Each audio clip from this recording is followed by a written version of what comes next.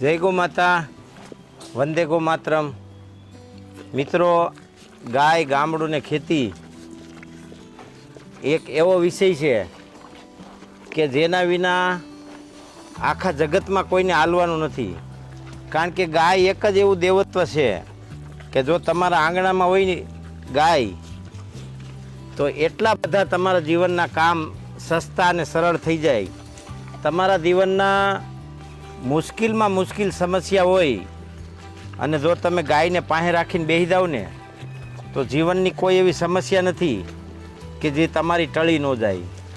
ગાયને ભગવાન શ્રી કૃષ્ણએ સ્વીકારી છે, ગાયની શરણાગતિ સ્વીકારી છે. તમે વિચાર કરી લ્યો કે ગાયની શરણાગતિ ભગવાને સ્વીકારી છે, તો એમાં કાંઈક તો રહસ્ય હશે ને, કે જેને લીધે ગાય અને ભગવાનનું કનેક્શન થયું. અને એ રહસ્યને આપણે જાણી તો નહીં શકીએ આ જન્મમાં, પણ કંઈક ગાયની પાસે બેસીએ ને તોય જીવનની ઘણી બધી સમસ્યા હળવી થઈ જાય. અને ગાય એક દેવત્વનો ખજાનો છે.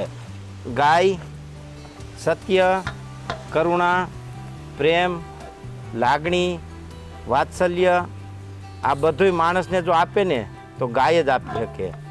અને ગાય જેટલું આપે ને એટલું તો કદાચ જગતમાં કોઈ ન આપી શકે. અને એટલે તો આપણા 4 વેદ, 6 શાસ્ત્ર, 9 નીતિ, 108 ઉપનિષદ, 18 પુરાણ આ બધાયમાં ક્યાંક ને ક્યાંક ગાયનું વર્ણન અને ક્યાંક ને ક્યાંક ગાયનો મહિમા નિષ્કામ ભાવે અને સંપૂર્ણ આકર્ષણવાળો બતાવેલો છે. એનો અર્થ એ થાય કે ગાય એટલી બધી વ્યાપ્ત છે, આખા જગતને ચલાવનારી છે એવું કીધું છે.